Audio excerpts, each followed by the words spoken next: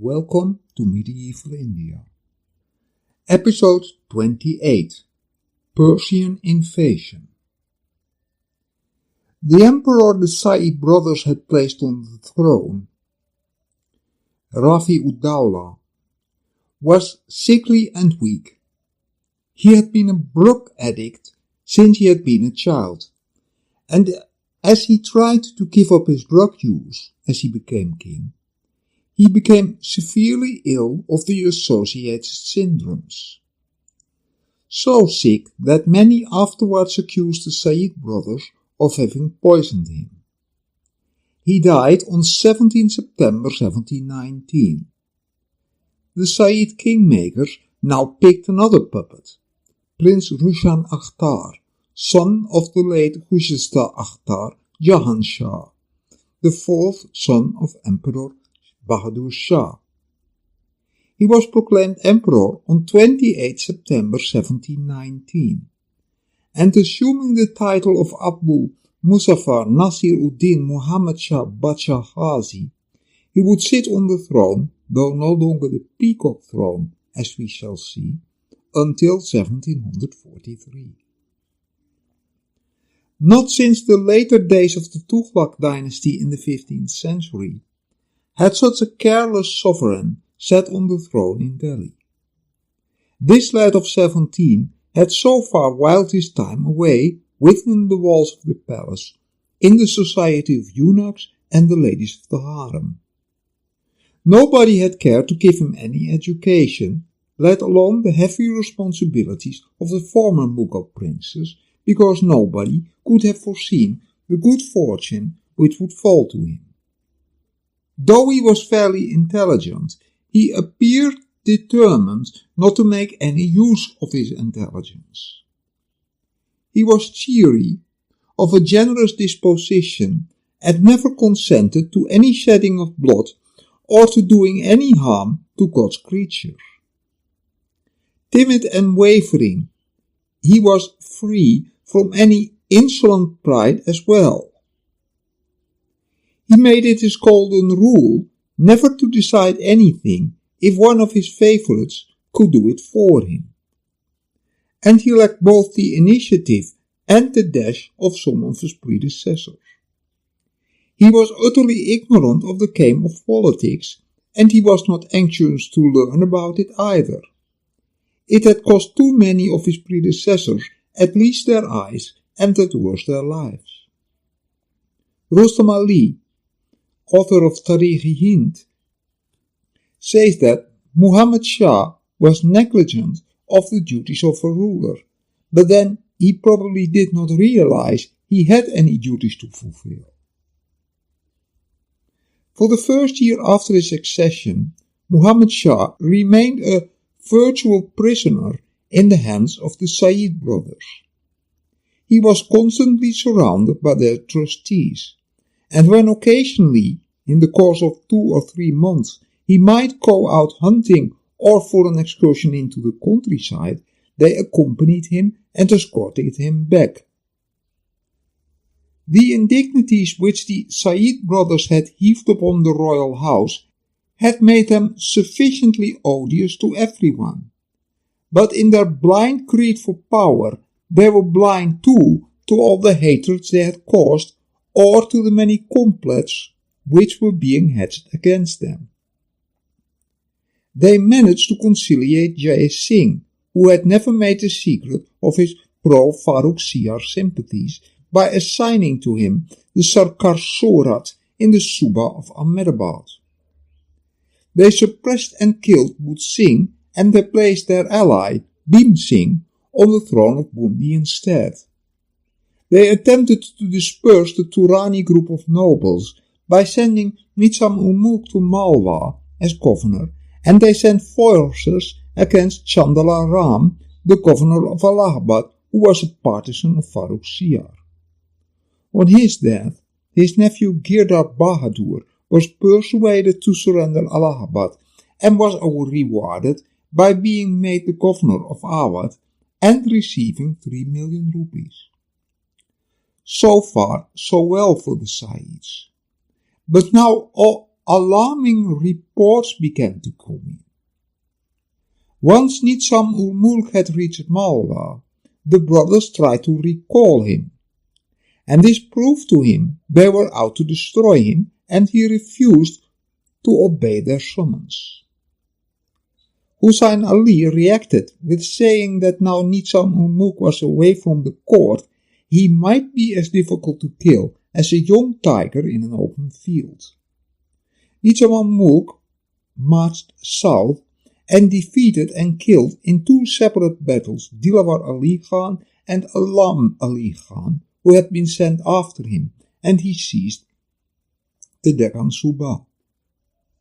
The Sayyid brothers were wavering.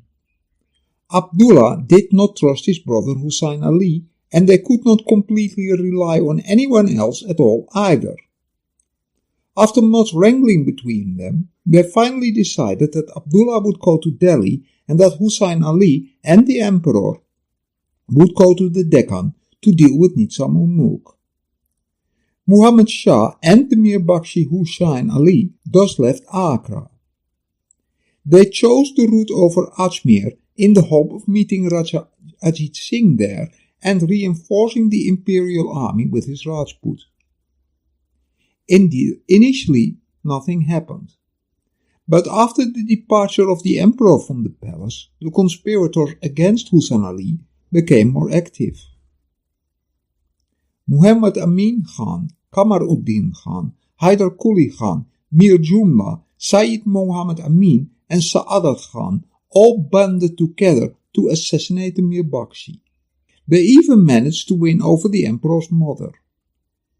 On 8 October 1720, Hussain Ali was stabbed to death by a hired assassin. This was followed by the arrest of Ratan Chand, the chief financier and paymaster of the Sayyid brothers, and of Munkam Singh Jad, supporters of the Nizam-ul Mulk Abdullah.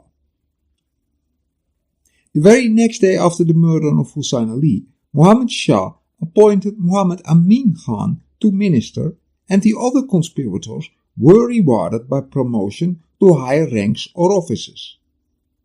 The conspirators now marched northwards against Abdullah Sayyid, and the imperial army reached Hasanpur, 50 miles south of Delhi, on 14 November 1720.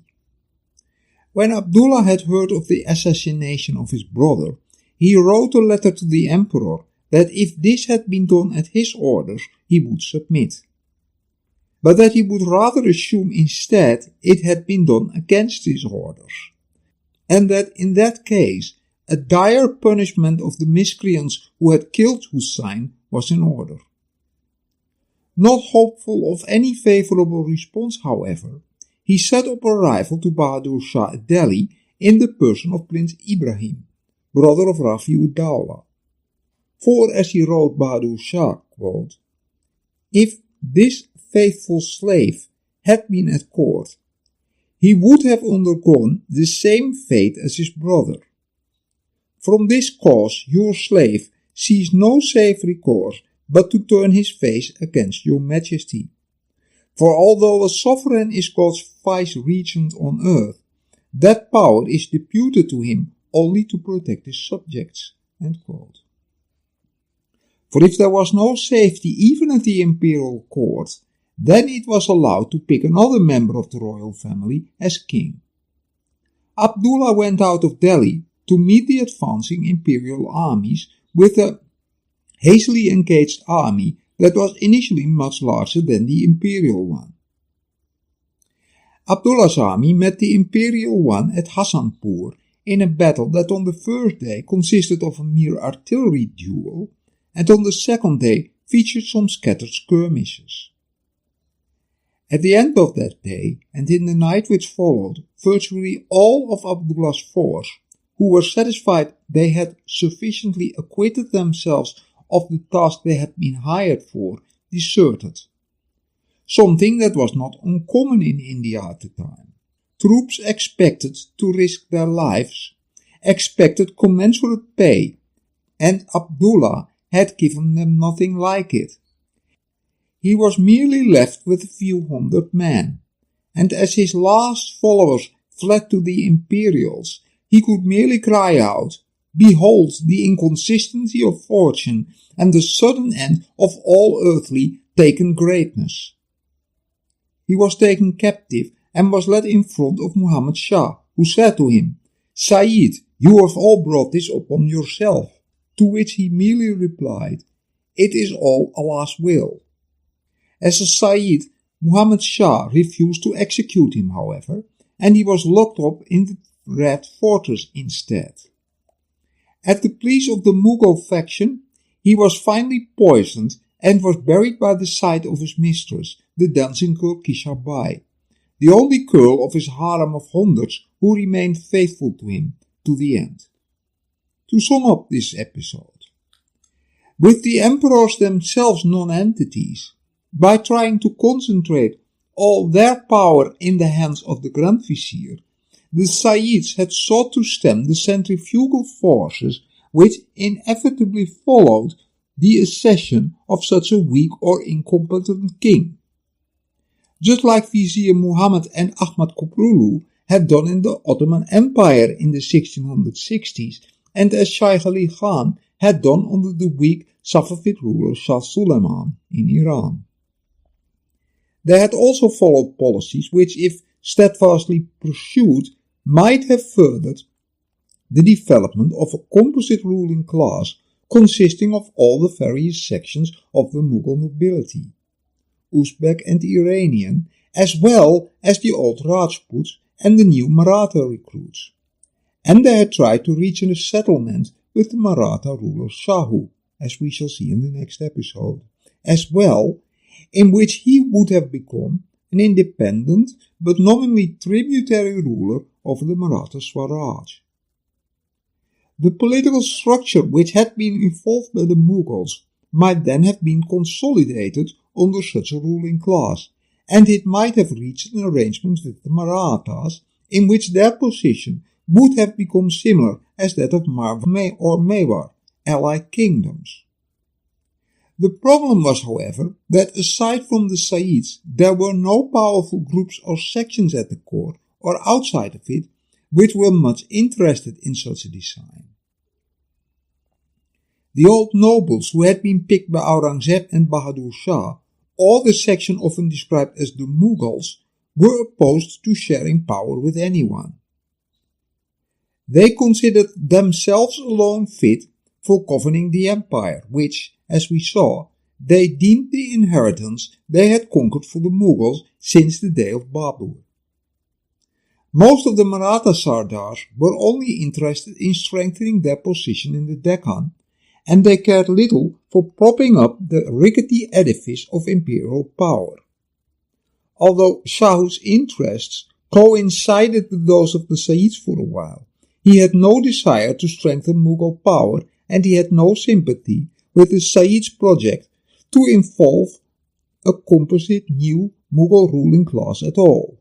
The Rajput nobles had more interest than the Maratha ones to maintain the empire, as they had secured ample opportunities of advancement through it, and they stood to gain far more in material goods and in prestige from it than they ever could obtain from their remote desert strongholds or their poor farmlands.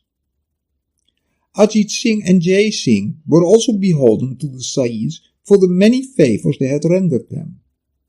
However, neither of them gave them any military aid in their most dire predicament, and they were only involved in their own petty schemes, or indeed in planning and supervising the building of the new capital of Mewar, Jaipur, named after him, that Jai Singh was just constructing at that time.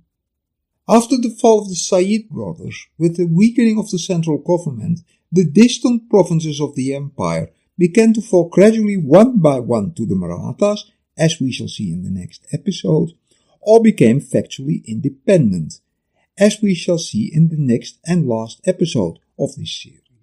After the disappearance of the kingmakers, Muhammad Shah, still a merry young man, and looking for a merry group of fellow drinkers, fell into the clutches of the lady of the court Rahmat-un-Nisa Kokiju, of the eunuch Hafiz Khitmakar Khan, and of the weaver Shah Abdul Ghaffar, who was supposed to be a powerful magician. In 1732, the latter fell from grace for having assaulted the emperor, followed by the arrest Rahmat-un-Nisa and her group, and they were supplanted by Khan Dauran Samsadullah Khan and his brother Muzaffar Khan. After their death, in 1739, they were succeeded by yet another clique consisting of Amir Khan, Muhammad Ishaq, Asadyar, to whom in 1743 was joined Safdarjung. While the Mughal was spending his days partying, a great typhoon shattered the politics of West Asia. The rapid financial and military decline and the fall of the Safavid Empire. It gave the Ghilzai Afghans in the Kandahar region the opportunity to organize their power. In 1709, the Ghilzai chief, Mir Wais, rose up, seized Kandahar, and every army the Safavid monarchs sent out from Isfahan against him rapidly melted away.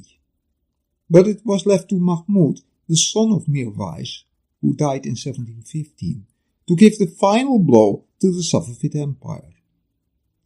He forced Shah Sultan Hussain Safavid to surrender Isfahan after a long and horrendous siege on 22 October 1722.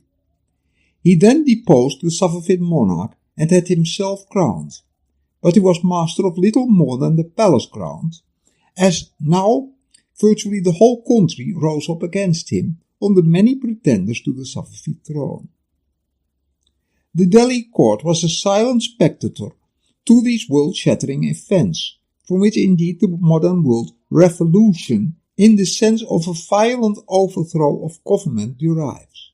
The court failed to realize the immediate danger to Kabul of the establishment of an independent and aggressive Afghan state directly over the border, and in forever contested Kandahar in addition. When Nizam-ul Mulk arrived at the court from the Deccan, he considered arranging an expedition to restore the Safavid throne pretender Shah Tahmasp to the throne, or more likely to use that as a pretext to tear away parts of the Safavid Empire. But the court had neither the desire nor the power to do so.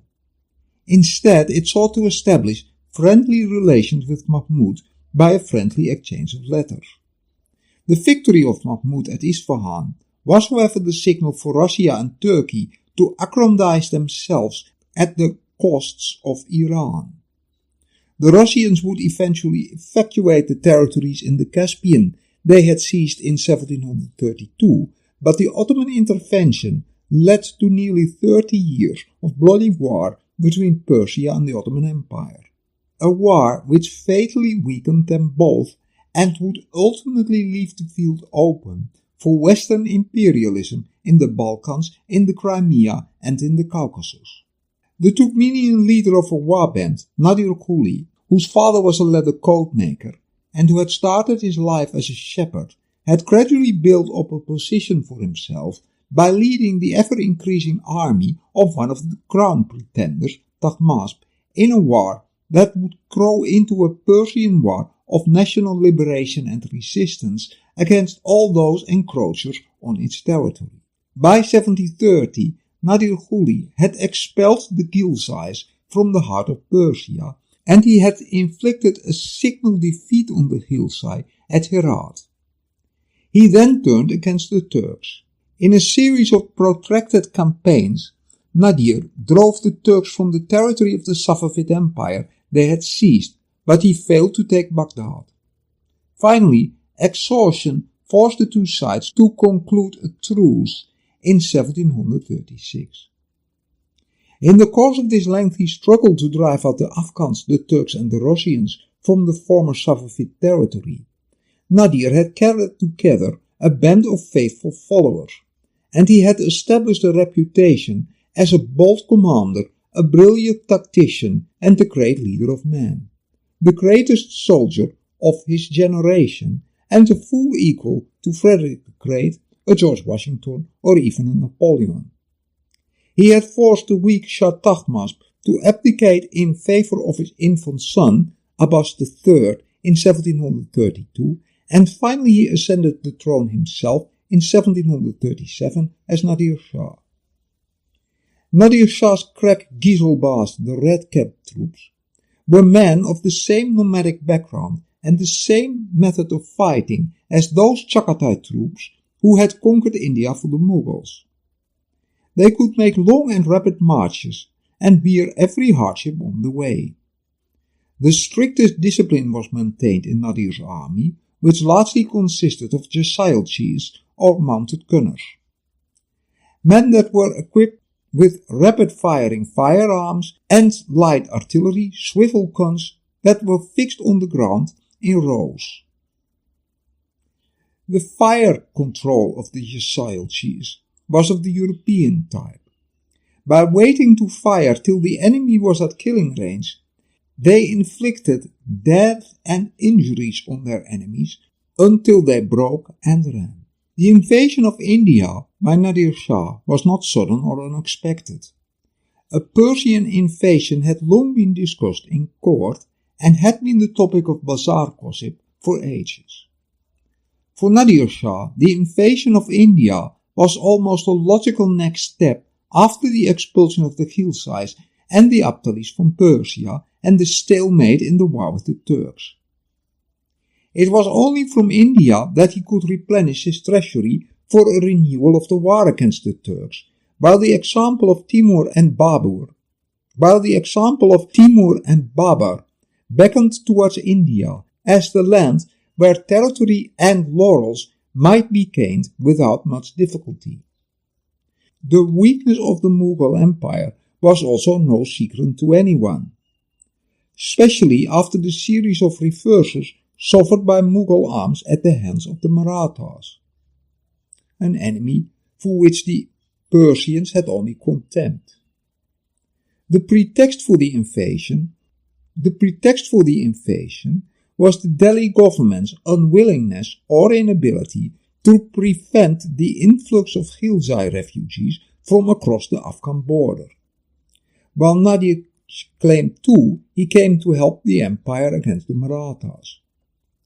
As early as 1730, Nadir had sent Ali Mardan Khan Shamlu to Muhammad Shah with a letter from Shah Tahmasp, announcing his intention to march on Kandahar and to ask the emperor, in the common interest of Islam and that of Persia, and by reason of the old friendship between them, to close the frontier to all Afghan refugees. Muhammad Shah replied that the Subedars of Kabul and Sindh had been instructed to comply with those demands and that the Kabul army would be reinforced. But Nadir Shah next became enmeshed in the Turkish campaign, and the Delhi court forgot all about the northwestern frontier, where, as the chronicler Ghulam Hussain observed, quote, "The government was rotten, the emperor was powerless, while none cared for anyone else, none feared, none sought instructions from anyone. The roads and passes to Kabul were neglected and unguarded. Everyone passed and repassed, unobserved or unquestioned. No news came to the Delhi court from Kabul, but neither the emperor nor the chief minister was anxious to know the reason of this blackout of intelligence." End quote. After the accession of Shah Abbas III in 1732, Nadir Shah sent a second messenger. The Delhi court excused itself it had not stemmed the influx of Afghan refugees by its preoccupation with the Deccan infidels, as it said, and repeated the previous assurances it would act against them. In 1737, when Nadir Shah advanced against Kandahar, he again sent envoys. The Mughal court's delay in replying to Nadir Shah and the eventual detention of his envoys for more than a year might have hardened Nadir Shah's determination to invade India. Nadir Shah said his sole objective was the destruction of the power of the Afghans, the common enemies of Persia and India alike. Before entering India, Nadir Shah is also said to have declared that he intended to save the Mughal emperor from the Maratha onslaught, and he wrote him, quote, "My coming to Kabul and possessing myself thereof was purely out of zeal for Islam and friendship for you. My stay on this side of the Attock is with a view that when those infidels, the Marathas, move towards Hindustan, I may send an army of the victorious Kisselbas to drive them into the abyss of hell." End quote. According to the East India Company's servant and historian of Nadir Shah, James Fraser, he had also been invited to come by nobles of the Turani faction. Precisely as they hoped, he might stem the Marathas when the Mughals were unable to do so. But the disaster which eventually befell Mughal arms at Karnal was not so much the result of treachery, but was due to the want of daring, imagination and unity on the part of the Mughal nobles against the greatest general of the age, at least in Asia. No attempt was made by the Mughal court to aid and assist the governor of Kabul to withstand Nadir Shah. nor were any preparations made to defend the passes into India. According to some, the Delhi court seems to have imagined that Nadir Shah would turn back after the conquest of Kabul in March 1738. Khan-i-Dawran, the closest confidant of the emperor, systematically belittled or denied the Persian menace.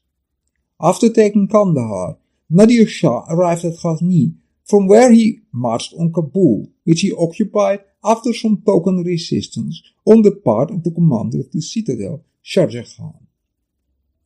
Again, he professed his friendly intentions towards the Mughal emperor, saying that his sole objective was to punish the rebel Afghans and that he had no territorial designs. He also accredited an envoy to the court of Delhi, but the envoy was killed at Jalalabad. Soon, however, Nadir Shah ruthlessly avenged the murder and sacked the town of Jalalabad. But once Nadir Shah had crossed the Indus on 12 December 1738 with a chosen force of about 40,000 horsemen and started moving to Lahore, the Persian menace could no longer be ignored. Nizam-ul Mulk had returned to the capital in April, but he came with only 5,000 horsemen and had left his best troops and artillery back in the Deccan. The humiliating treaty he had been forced to sign at Bhopal, as we shall see in the next episode, had undermined his prestige and revived suspicions of a secret understanding between him and the Marathas. Was the Mughal court found itself without any leader at this critical moment? Nadir Shah now left Jalalabad and marched towards Peshawar. Meanwhile, Nasir Khan had by his own exertions and at his own initiative collected 20,000 Afghan warriors whom he had stationed in the Khyber Pass to check the progress of the Persian army. But the main army of the Persian invader avoided the Khyber Pass and entered via the Bazar Valley and advanced towards Jamrud. On the way, he fought Nasir Khan's Indo-Afghan troops, which he drove back with heavy losses. Nasir Khan and a number of his officers were taken prisoners. The Afghans posted in the Khyber Pass fled, and Nadir's Bakash train and artillery could now join him. Peshawar was easily occupied, and the region between Peshawar and the Indus was thoroughly sacked. A bridge was constructed at Attock, and the Persian army crossed over to the other side. It then marched towards Wazirabad and crossed the Jhelum without any difficulties.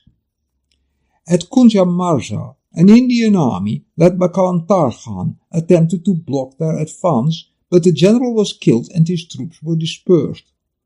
Nadir Shah resumed his march and crossed the Chenab. On his way to Lahore, the entire region was subjected to wanton plunder. Near Lahore, the governor of Lahore, Zakaria Khan, had deployed his troops along the Ravi. But because of his insufficient numbers, and as the imperial officers had not sent any reinforcements, he chose to come to terms with the invaders. He offered a gift of 2 million rupees to them and several elephants, with which he saved his skin as well as the property of the man and the honor of the woman of Lahore. Nadir Shah stopped there for 12 days and restored to Zakaria Khan the governorship of Lahore and gave to Nasir Khan the Subedari of Kabul and Peshawar. He then marched on to Sirhind, where he arrived on February 16, 1739. From there he sent out 6,000 Kurdish cavalry under the command of Haji Khan to reconnoiter the Indian positions. From Sirhind he set out for Ambala, where he deposited his heavy bagages and harem. He then advanced to Shahadabad, 34 miles north of Karnal. Meanwhile, his Kurdish patrols had come in conflict with Indian forces, and many of them were killed and captured. From Ambala he marched to Azimabad, where he planned his strategy to meet the Indian army. From Azimabad he marched towards Karnal, crossing the Ali Mardan Canal. At the head of some of his bodyguard, the Shah rode up to the Indian camp, but returned quietly without hazarding a battle. The fall of Ghazni should have alerted the Emperor Muhammad Shah to the peril which was threatening the Mughal Empire. But he paid no attention, and he and his advisors remained inactive. They were only stirred into action after Kabul had been occupied by the Persians and the Indus had been crossed. The Amir al-Umara sent messages to the Rajput princes to come to Delhi post-haste to stave off the impending disaster, but there came no response. The Rajputs remained aloof, spectators to the tragedy that would eventually take place. Similarly, Peshwa Baji Rao solemnly pledged Maratha assistance, but eventually sent nobody at all. The emperor summoned Burhan-ul Mulk Sa'adat Khan from Awadh, but he did not wait for his arrival. He immediately held a council of war with Nizam-ul Mulk, Khan-i-Dawran, and Ihtimad-ud-Dawla, and decided that the nobles should march to Karnal and await the enemy there. The number of combatants in the Indian army at the moment was about 75,000, with the expected reinforcements amounting to 55,000. The Imperials pitched their camp and laid out fortifications to defend their position. As the emperor, including the entire harem and the great nobles with their entire luxurious equipage, were present, the entire camp may have amounted to 1 million men, which evidently meant that they had either to force a decision as soon as possible, as such a large force could not be supplied for long and would exhaust its supply soon, or they had to surrender, as within 4 days it had exhausted all its food. On Thursday, 13 February 1739, the Persian army advanced towards the nearby town of Panipat to cut off the communications between the Mughals and Delhi. On Wednesday night, Sa'adat Khan had arrived from Lucknow with 20,000 exhausted troops after 3 days of forced marching. He went to pay his respects to the emperor. While he was there, news was brought to him that the Persians were plundering his camp and bagage. Upon this he could not restrain himself. He hurriedly left the audience room, called his men to arms, and rushed to save his bagage. Evidently, this action was not only desperate but unwise and impetuous. It left no time to the imperial army to work out a concerted strategy to meet the enemy or to properly array for battle. When Sa'adat Khan's troops emerged from the imperial camp, the Persians feigned retreat. He moved ahead to pursue them and was thus cut off from his base. Realizing the gravity of his situation, he sent urgent appeals to the emperor for help. After much discussion, Khan-i-Dawran, with about 8,000 or 9,000 cavalry, was sent out to assist him. But the Khan-i-Dawran, the imperial Mir Bakshi, was only a braggart, ignorant of military tactics. Thus a minor action escalated into the Battle of Karnal. The Persians, with the regular volleys of their fast-firing swivel guns, slaughtered Sa'adat Khan's men.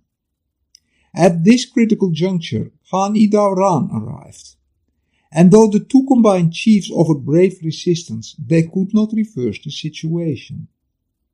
As the Chronicle says, quote, "The heavy shower of arrows and the hailstorm of bullets, with the violent pelting of their fall, caused the torrent of death to sweep away a multitude of living forms, and dispatch to the sea of perdition a whole host of the ever-victorious army of Khan-i-Dawran." He was finally wounded in his face and fell unconscious in his howdah. Sa'adat Khan was severely wounded too. Yet even when everything had been lost, he went on boldly shooting arrows to resist capture. At the last moment, at the instance of a young Persian of Nishapur, he surrendered and was brought as a prisoner to the camp of Nadir Shah. The carnage among the Indian ranks was terrible. Some 17,000 men were killed by the Persian fire, without even reaching the enemy ranks. Emperor Muhammad Shah, Vizier Kamaruddin, and his advisor Nizam-ul Mulk had meanwhile marched out of the camp with the rest of the army. But as they stood at some distance from the action and made no effort to reach Sa'adat Khan's troops, they were rather like startled spectators to the terrible carnage which was going on before their very eyes. The Indian left wing under their commander remained intact to the last. It could have advanced to the succor of the hard-pressed imperial forces, but either Nizam-ul Mulk was pleased with the humiliation of his two rivals, or he may have considered it futile to combat the far superior tactics and troops of Nadir Shah. When Sa'adat Khan was led into audience of Nadir Shah, he tactfully answered the questions put to him. He proclaimed his loyalty to the Mughal emperor, though he hailed from the same country as Nadir Shah. Nadir Shah spoke of his opponent's army as beggars, and he said that Ghani knew how to die but not how to fight. However, Sa'adat Khan impressed upon Nadir Shah that there were still vast untapped resources at the disposal of Muhammad Shah. He advised him to send for Nizam-ul Mulk, who was the key to the empire, he said, and negotiate terms with him. Accordingly, an invitation was sent through a trustworthy person with a copy of the Holy Quran as a guarantee for good faith. In view of the past actions of Nadir Shah, the Mughal emperor feared for treachery, but the Nizam appeased him and went over to the Persian camp all the same. Nadir was willing to settle on terms, but complained about the unfriendly indifference of the Persian court during his struggle with his Afghan enemies. To which the Nizam replied, quote, "Since the death of Farrukh Shiar, the affairs of the kingdom have gone to wreck and ruin, owing to quarrels among the nobles, and therefore the ministers did not attend to your majesty's letter." End quote. He eventually succeeded in negotiating peace with the Persian invader, that the Persian army would not advance on Delhi, provided an indemnity of 5 million rupees would be paid to them. Those terms seemed satisfactory to both parties, and Nizam returned to the Mughal camp with flying colours. This was followed by a visit of Emperor Muhammad Shah to the Persian camp, where he was received with honour and consideration. Everyone now thought that this storm had blown over, and that the empire might enjoy peace and be spared any further bloodshed.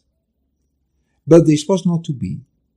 The mutual jealousy between Nizam-ul Mulk and Burhan-ul Mulk upset the ceasefire when the ink on it was not even dry. When Muhammad Shah returned to his camp, he was told of the death of Ghani. He immediately conferred on Nizam-ul Mulk the title and post of the deceased noble. This was bitterly resented by Burhan-ul Mulk, who himself had for some time past been coveting the post of Mir Bakshi. In his anger, he all forgot about his loyalty to the emperor and his adopted country. He went to Nadir Shah to say that he had been duped by Nizam-ul Mulk, who would easily be able to pay more than had been agreed. He suggested to take Muhammad Shah, Nizam, and others into custody, march to Delhi, and then make himself master of the immense treasures that were stored there. To show his determination, Sa'adat Khan summoned his troops from the Mughal camp and quartered them near the Persian army. Nadir wavered what to do for a time, but Nizam-ul Mulk was eventually summoned to the Persian camp, and once there, he was summoned to furnish 20 million rupees in addition to 20,000 cavalry to serve under the Shah. When he said he could not afford such a sum, he was placed under arrest. Emperor Muhammad Shah, Vizier Kamaruddin, and the royal harem were also taken in custody.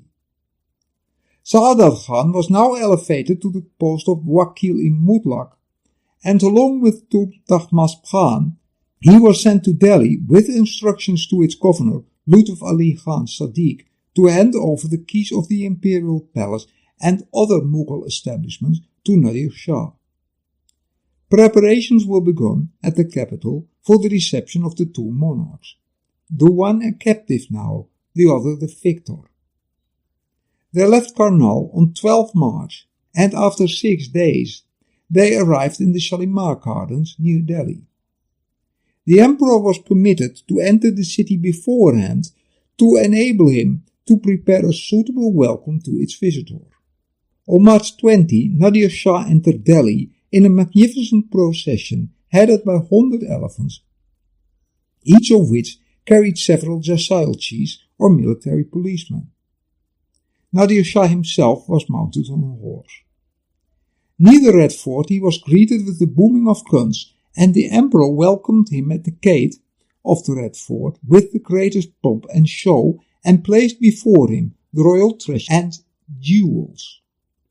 After this, Nadir Shah took up his residence near the Diwani House in the palace built by Shah Jahan, while the emperor occupied a building near the Asad Burj or Lion Tower. Next day, March 21, the khutbah was read in all the mosques of Delhi in Nadir Shah's name, and coins were struck in his name, leading many observers, like the Dutch in Surat, to assume he would remain in India to lead a united Persian-Indian monarchy.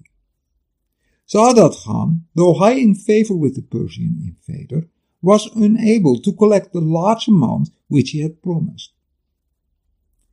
As he rightly predicted, Nadir would not take to that kindly, and Nadir was not someone to be trifled with, so it was rumored he had committed suicide. When the exchange of courtesy between the two monarchs was over, at the end of March 21, Nadir retired to his own palace.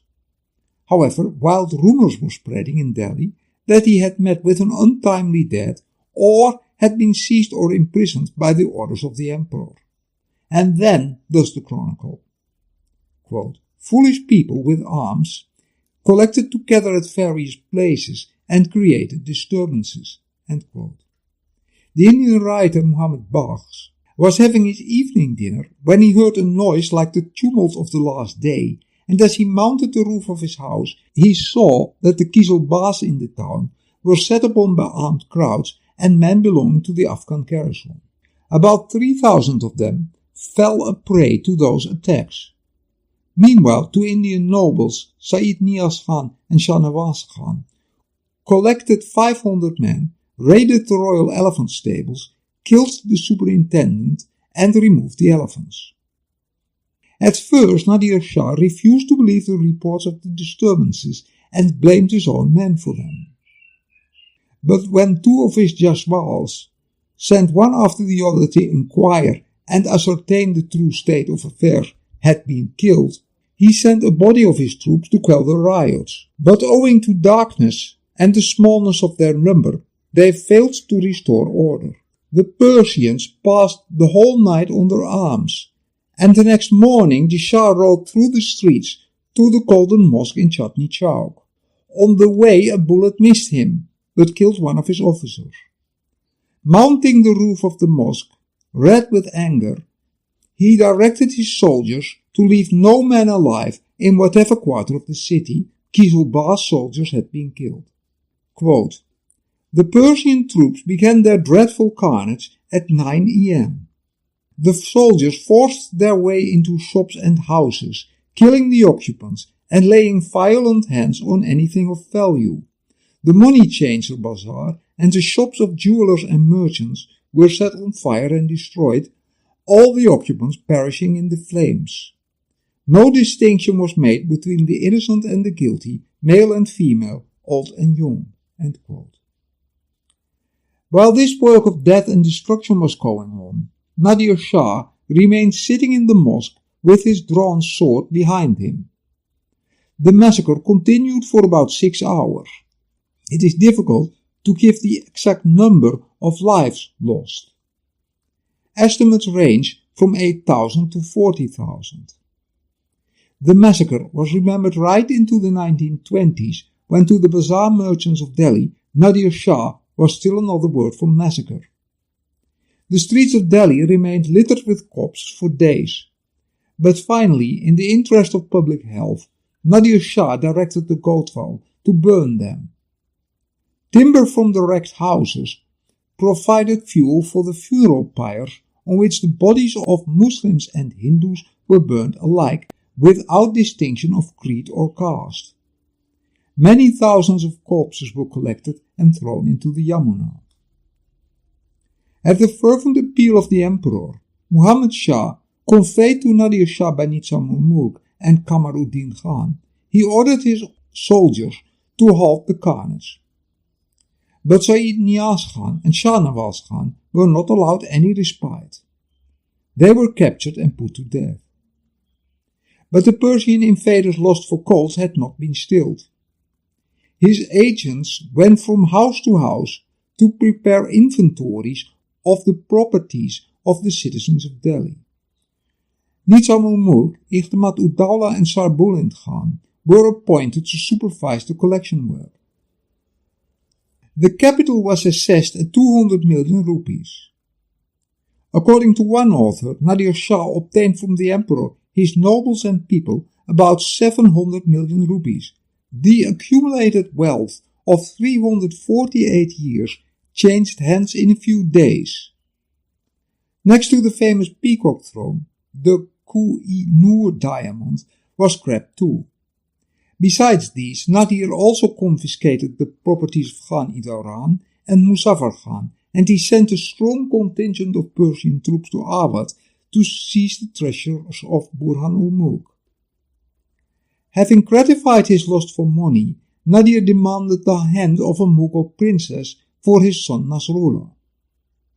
His demand could not be refused, and the great-granddaughter of Aurangzeb was married to him.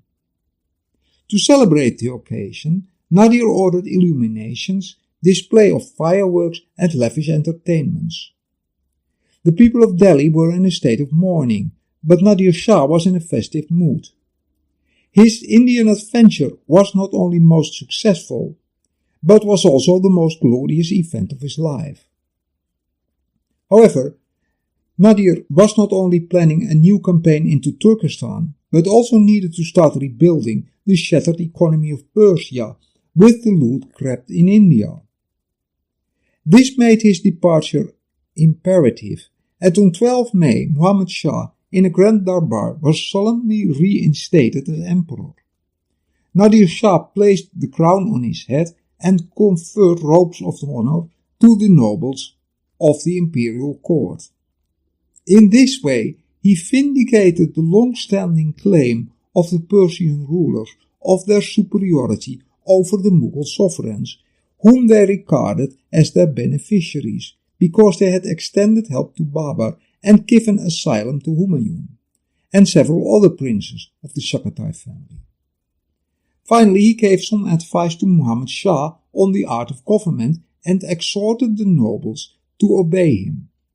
He particularly warned the emperor against Nizam-ul Mulk, whom he had found to be cunning, self-seeking, and more ambitious than became a subject.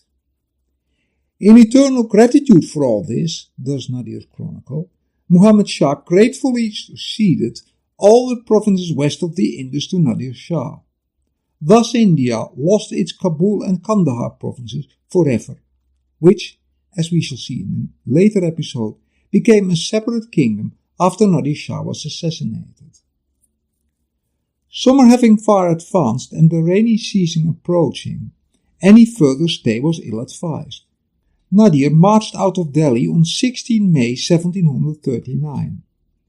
His homeward journey was not without mishap. His long and richly laden bagage train, consisting of, besides costly jewels and cash, hundreds of camels, mules and elephants, was looted by the Jat peasants of the Punjab. He occasionally put some of them to the sword, but they would not desist. Thus trudging his way, he eventually returned home via Peshawar and Kabul. Nadir's invasion was in the nature of a holocaust. It is a record of wholesale destruction, blood-curdling massacres, plunder and rapine. It gave a severe blow to the Mughal Empire. Moreover, it proved to be the harbinger of future invasions of Ahmad Shah Abdali and led to the horrible tragedy of Panipat. It shook the nerves of many Indian politicians and statesmen. The French, the English and the Dutch trading companies were also frightened. Raja Jai Singh of Ajmer sent his family to Udaipur. Peshwa Baji Rao was so alarmed that he asked Chimnati Apte to abandon his campaign against the Portuguese and join him as speedily as possible. He made peace with his enemy in central India, exclaiming, "There is now but one enemy in Hindustan." In fact, the entire subcontinent was badly shaken. The imperial court, after the departure of Nadir Shah, presented a tragic picture of confusion and discord. Gone was its famous glamour, and gone was its wealth, which had dazzled even the haughtiest foreigners. Even a Bernier, who had the court of Versailles constantly in his mind. Of the old nobles, Jai Singh had already retired to his own country and to his new capital Jaipur. Nizam-ul Mulk rushed to the Deccan to meet the Maratha pressure on his possessions, and Saadat Khan was dead.